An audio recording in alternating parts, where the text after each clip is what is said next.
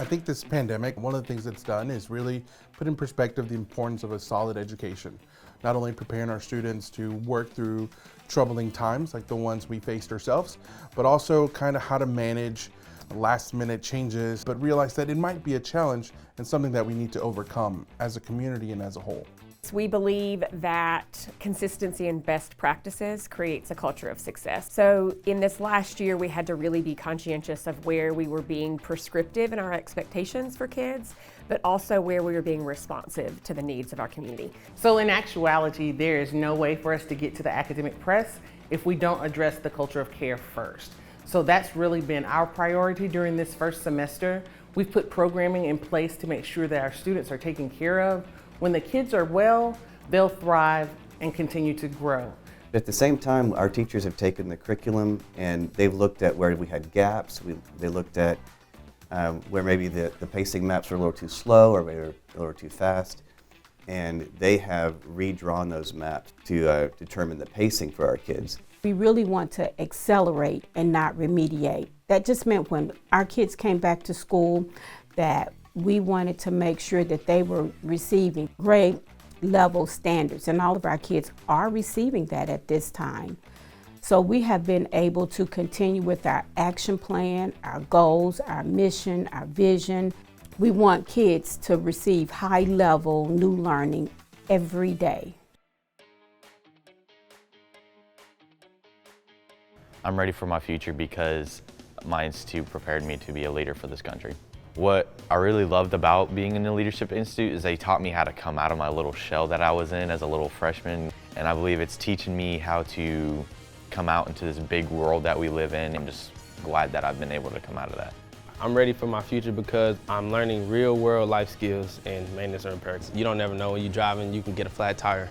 And then you can think back to how I was in maintenance and repair class. I learned how to fix my tire on the go, car repairs, things like that, and family members, you can help out others. Class had the opportunity to get CPR certified at the end of last year on humans and babies, so CPR and just basic first aid.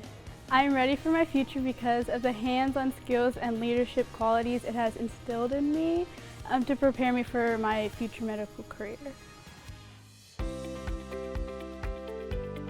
And so when the pandemic came, we jumped right into thinking about what we can do to continue to grow our students. We found lots of different strategies to work with our children.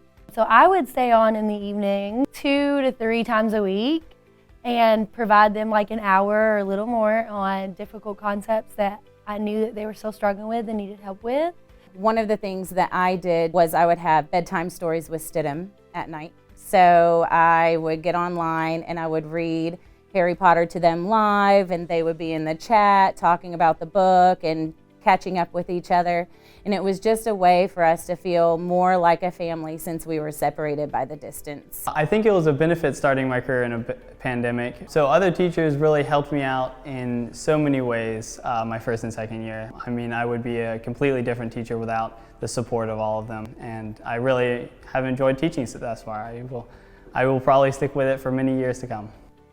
HCS teachers are heroes because no matter the circumstances, we will go above and beyond for our children, our students.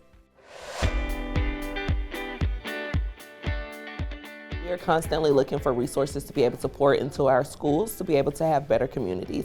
And we're looking for partnerships to be able to come in, and there are different needs at different levels. We've been placed in these schools. It is a partnership with the City of Chattanooga and Hamilton County Schools, which is a little bit revolutionary for Chattanooga. So we're excited to be able to come together and join these forces for the betterment of our communities. On a daily basis, what I do is speak directly with students, try to have different conversations that can assist them as well as their families.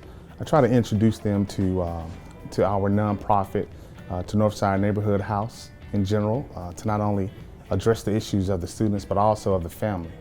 The Northside community, like Mr. Love, helped me a lot.